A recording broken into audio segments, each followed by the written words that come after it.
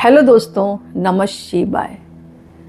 दोस्तों, भादों की शुक्ल पक्ष की चतुर्थी तिथि आने वाली है, जो कि 2025 में पड़ रही है। आप तारीख भी नोट कर लें, 27 अगस्त बुधवार के दिन।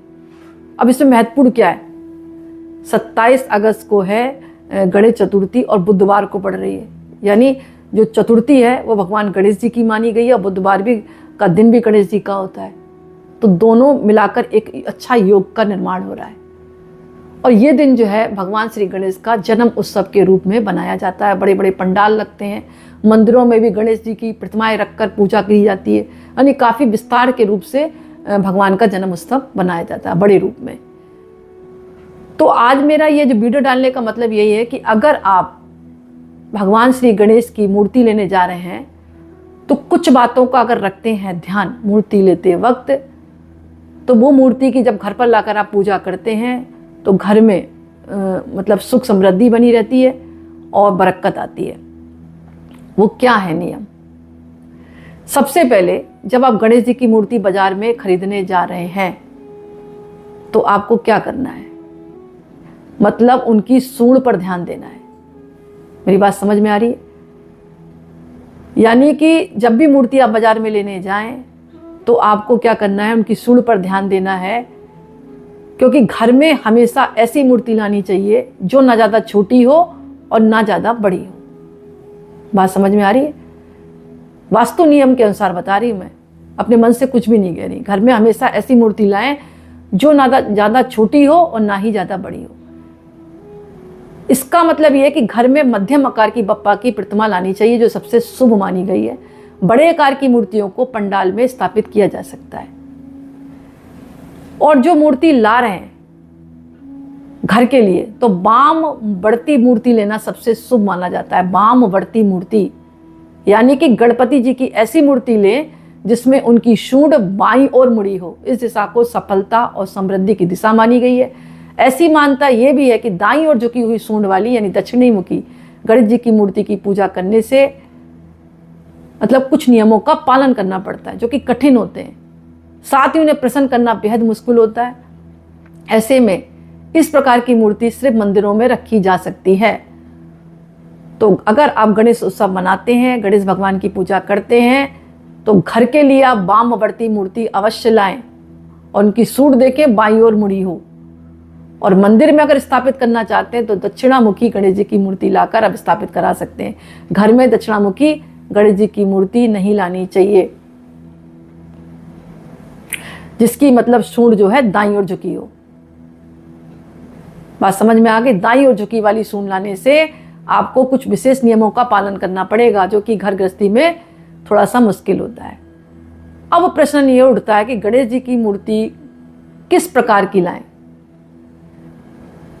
हमेशा घर पर लाएं जो गणेश जी की मूर्ति, तो इस बात का ध्यान रखें कि गणपति जी खड़े ना हो, नृत्य करते दिखाई ना दें, विश्राम की मुद्रा में ना हो।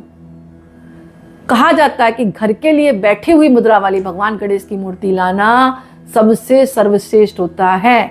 ऐसा करने से शुभ फल की प्राप्ति होती है, परिवार के सदस्यों के जीवन में सुखी जीवन व्यतीत होता है, समृद्धि बनी रहती है और साथ में घर के लोगों की बरकत होने लगती है। ये महत्वपूर्ण पॉइंट है। हमेशा गणपति जी की मूर्ति खड़ी हुई नहीं लानी है, नृत्य करती हुई नहीं लानी है, विश्राम की मुद्रा में नहीं लानी है। घर के लिए हमेशा बैठे हुई मुद्रा में भगवान गणेश की मूर्ति लाएं। शुभ फल आपके घर में आने लग जाएंगे, जीवन सुख समृद्धि से भरा रहेगा, बरकत होने लगेगी। वहीं अगर आप बड़े अनुष्ठान में पंडालों के लिए ला रहे हैं तो खड़ी हुई प्रतिमा लाएं, आप नृत्य करती हुई मुद्रा वाली लाएं और ये स्थापित भी कर सकते हैं, कोई दिक्कत नहीं, पंडालों में अगर पूजन करा रहे हैं। इसके अलावा एक चीज़ और विशेष रूप से आपको ध्यान देनी होगी कि जो प्रतिमा आप ले रहे हैं या जो फोटो आप ले रहे हैं, देखो फोटो की बात मैं कहूँ, फोटो आप किसी भी बड़ी या छोटी ला सकते हैं। मूर्ति के लिए नियम है, भगवान गणेश को मोदक बहुत प्रिय है, तो जो आप मूर्ति ले रहे हैं उसमें मतलब मूसक उनका वाहन है, तो मूसक जरूर होना चाहिए। इस बात का ध्यान रखें। और प्रतिमा में उनके साथ मोदक बना हो, इस प्रकार की प्रतिमा घर पर जरूर लाएं आप। बात समझ में आ गई?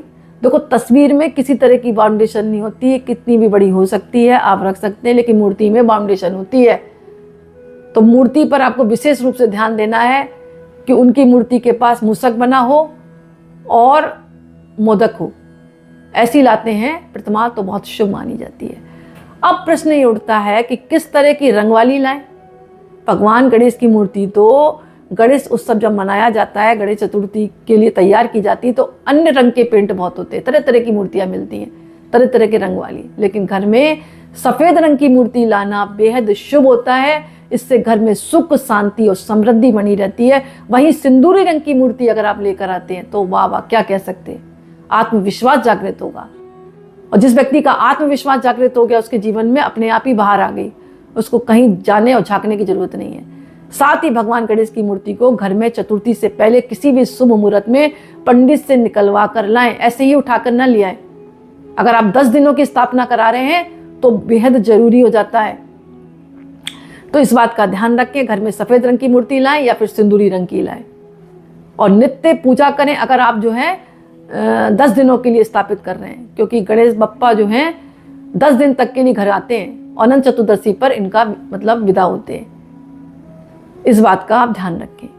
और अगर घर पे स्थापित कर ले तो शुद्धता का ध्यान रखें, 10 दिन तक लहसुन प्याज का सेवन ना करें, भगवान श्री गणेश के मंत्रों का जाप करें, श्री गणेश चालीसा पढ़ें, सुबह शाम आरती करें, उनका भोग लगाएं, दुर्वा की गांठें जरूर चढ़ाएं बप्पा को, गणेश जी के सामने हल्दी की गांठें चढ़ाएं और केले का भोग लगाएं। फिर देखें गणपति बापा आपके जीवन में कैसे आशीर्वाद देकर जाते हैं।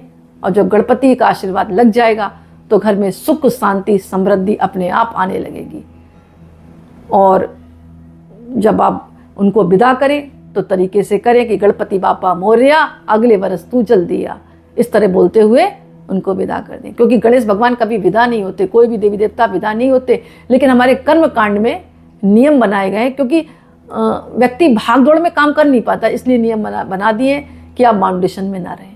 गणेश भगवान सदा आपके हृदय में विराजेंगे और आपको आशीर्वाद देकर जाएंगे, वो तो कहीं नहीं जाते। सिर्फ कर्म कांड में ऐसा कहा गया है कि पूजन करने के बाद उनको विदा करना, उनका विसर्जन करना जरूरी होता है, ताकि जो पब्लिक है, जो लोग हैं घर में पूजा कर रहे हैं, वो बाउंडेशन से ना बंधे रहें। तो दोस्तों छोटा सा वीडियो था, मुझे आशा कि आपको पसंद आया होगा। पसंद आए तो लाइक करें, कमेंट में अवश्य जरूर लिखें। बहुत बहुत धन्यवाद।